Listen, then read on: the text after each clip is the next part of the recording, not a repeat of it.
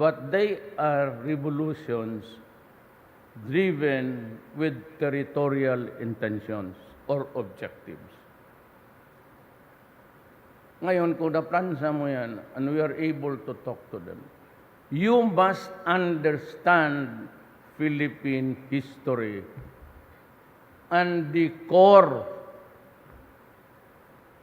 of what ails this country. You know, when Magellan landed, that's stupid idiot. When he landed in Leyte in 1521 to unload his cannons, yung mga baril nila, those were gunpowders. And the Filipinos never had a chance. So they were able to sweep it. Actually, Lapu-Lapu was a Muslim Itausog. So when you talk to Itausog and you are a Bisayan, if you just listen very carefully, you could get what he is talking about. Kita mo yung headgear ni Lapu-Lapu. That is the headgear of Miswari. Have you not seen that? Have you not noticed it?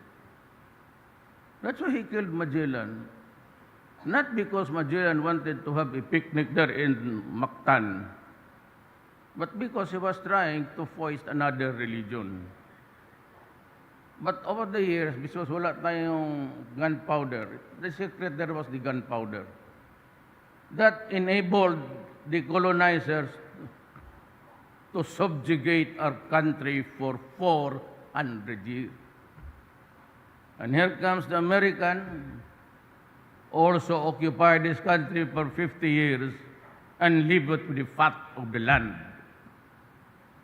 Kaya tayo nagkaganito. And they say, you go to Mindanao because it is the land of promise. What was really the truth? I am from Mindanao. I grew up in Mindanao. It's because nobody would like to work for them. They had endless land which they took away from the natives. Tapos they had it, Americans invaded it was existing. Torrance title is actually of American origin. Homestead. You know, when they divided Mindanao, many centuries ago,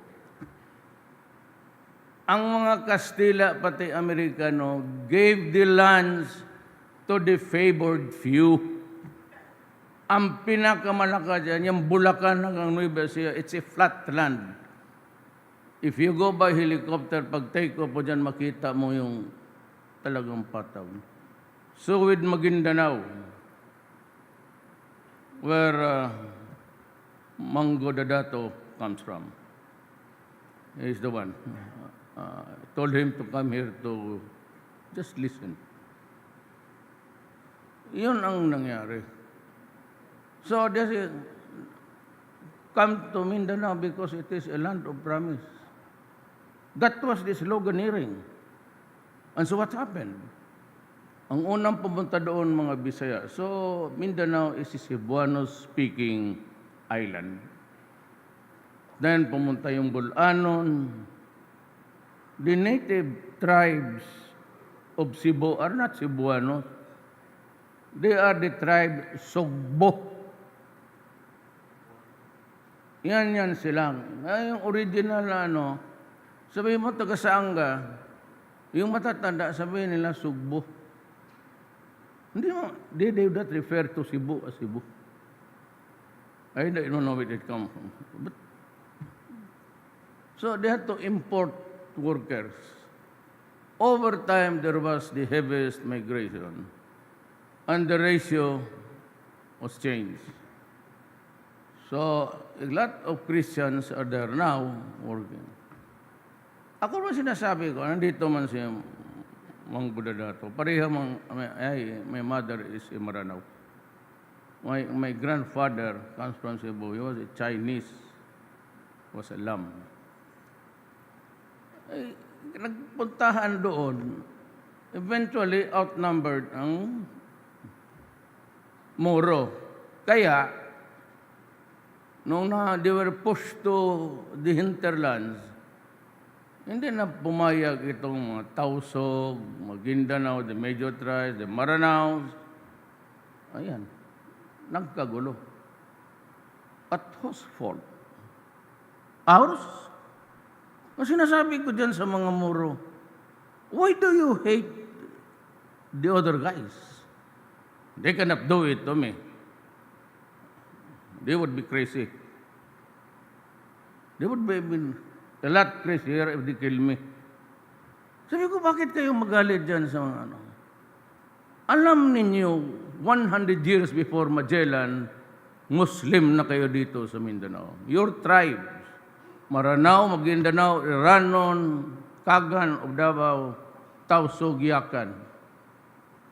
Kami dito, yung tatay ko, Cebuano, from Danao. He belonged to the Sugbo tribe. Nung there was a matter of fact si Magellan. Kung na-overwhelm tayo, gunpowder, hindi ka magsimba noon, you get 50 lashes. Ang akala mo ba ng conversion ng Pilipino, yung native, naging, you ask the priest, you ask Ibasco, he's a historian, pare yan, komunista yan, NDF, nahuli ng military, gusto patayin. Sabi ko, wag, kasi fiscal ako noon. I was the inquest fiscal. Sabi na, bakit? Sabi ko, bubuang ka. Pare yan. Kaya wag kayo maniwala na ipapatay ko yung mga obispo. Sila managuna. Hindi humili, mamatay na sana si Duterte.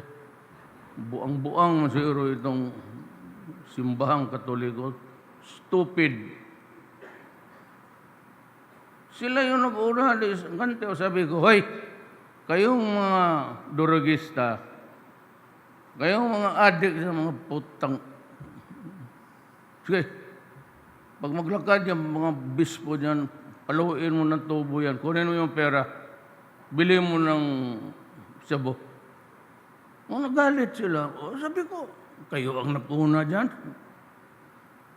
You know, my quarrel with the church has really, I feel that I have been vindicated.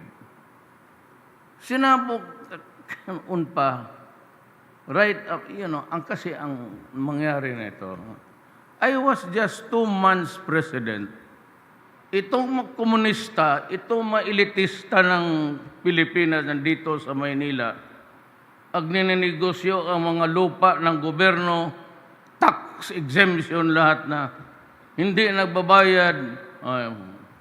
Pag presidente ko, pati ang frequency, it's given free to the by the government investors. Hindi ginamit, they hang on to it. Sabi ko kay Rio, kunin mo na sabihin mo kay ate niyan. Kaya gamitin ko yan dito sa... I was trying to say na we need a third, fourth player to bring down the lousy prices of PLDT and Globe.